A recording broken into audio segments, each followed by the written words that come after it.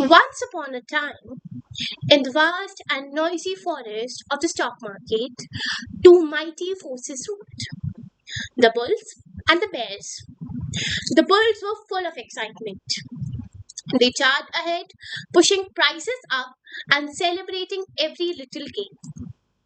The bears, on the other hand, were gloomy and cautious, always ready to pull things down, predicting crashes at every turn. And right between these two extremes lived a quiet, thoughtful creature, an owl named Speckle. She wasn't loud or restless like the others, while everyone else around her ran making quick decisions. Speckle sat calmly on her old oak tree, observing everything.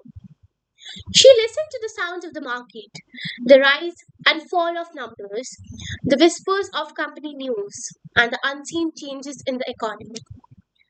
While others were blinded by greed or fear, Speckle could clearly see, even in the darkness of uncertainty. So one fine day, the bulls were having a party. A party? Yes, a party. Prices were soaring, and everyone was shouting, buy now, buy now, buy now, don't miss the chance. They teased the owl, saying, why are you just sitting there? You will miss the profit for sure. But Speckle simply smiled and replied, patience and observation bring better rewards than panic and excitement. So she stayed still, watching everything quietly. And soon, just as she had predicted, the forest changed.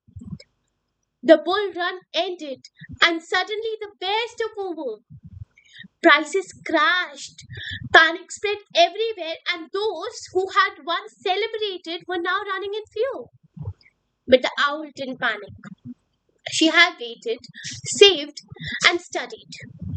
So now, when everyone else was afraid, she was she saw the opportunity.